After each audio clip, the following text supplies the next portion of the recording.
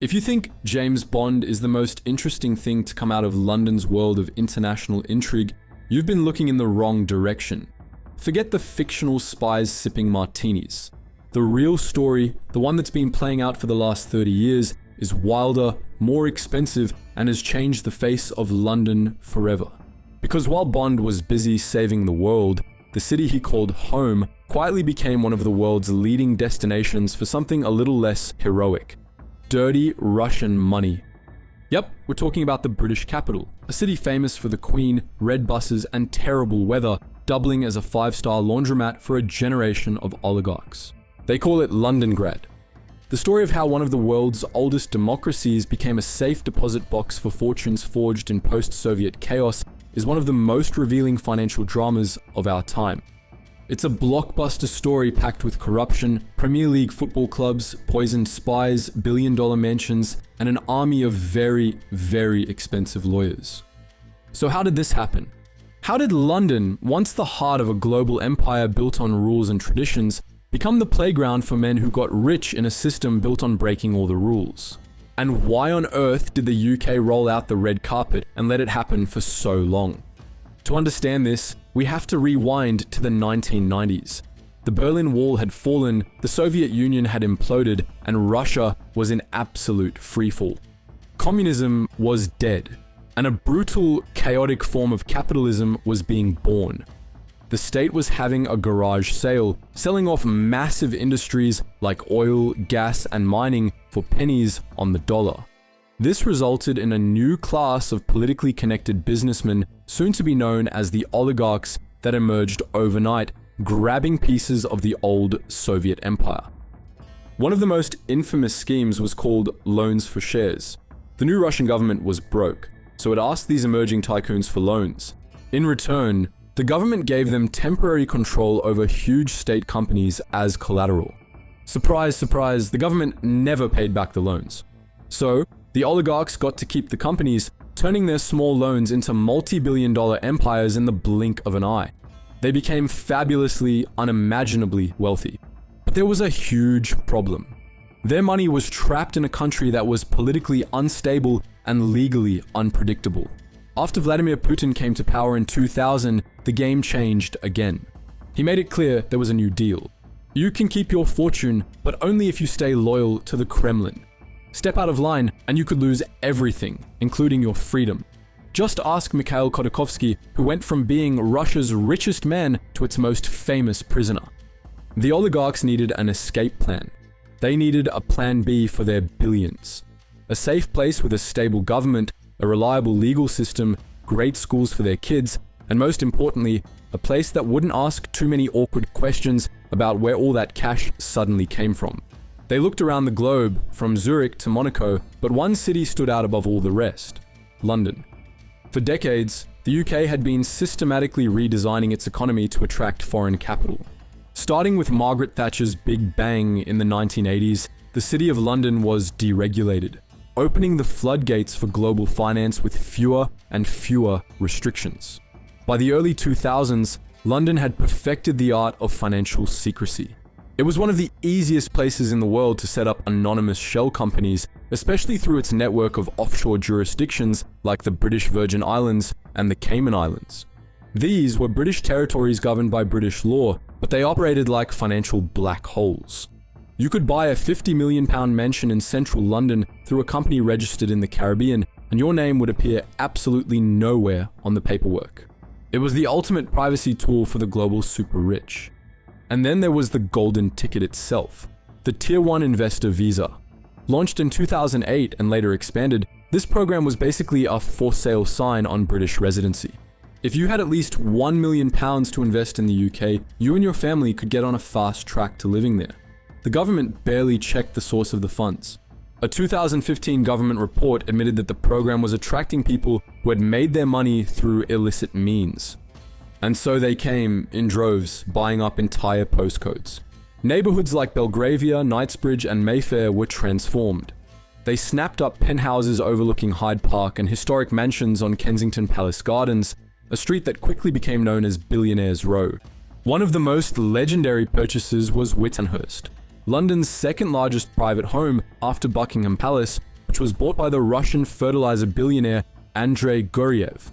For years, its ownership was hidden behind an offshore company, and the massive estate underwent a secretive underground expansion, adding swimming pools and cinemas beneath the earth. But it wasn't just about real estate, they bought a lifestyle.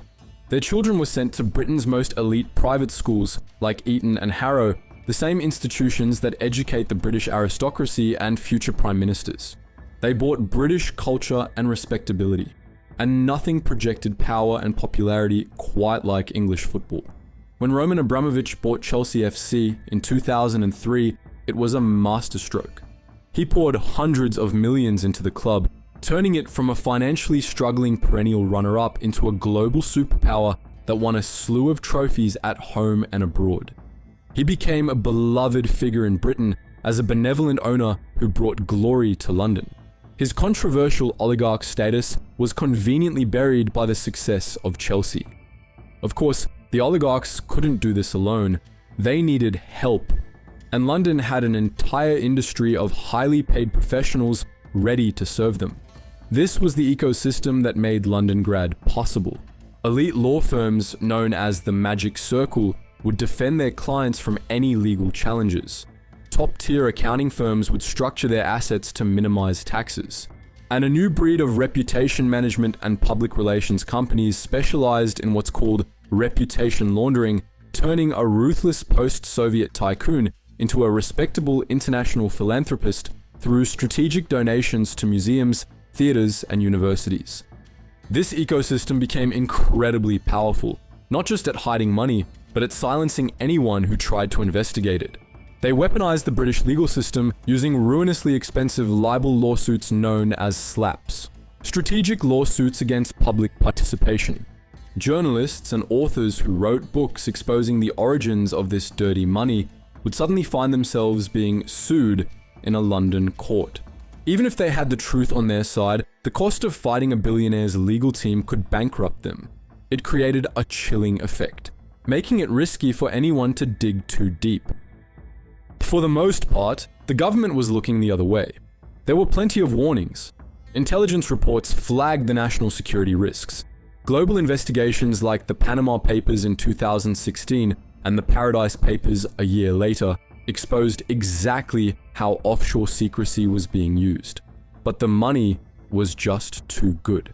The flood of foreign cash supercharged London's property market, created high-paying jobs in law and finance, and made the UK look like a booming, globalized economy. Cracking down felt like economic self-harm. So, the welcome mat stayed out. That all changed in March 2018. In the quiet cathedral city of Salisbury, a former Russian spy named Sergei Skripal and his daughter Yulia were found unconscious on a park bench. They had been poisoned with Novichok, a military-grade nerve agent developed by the Soviet Union. It was a blatant attempted assassination on British soil, and all evidence pointed directly to the Kremlin. Skripal and his daughter survived, but regardless, the abstract threat of Russian influence felt terrifyingly real.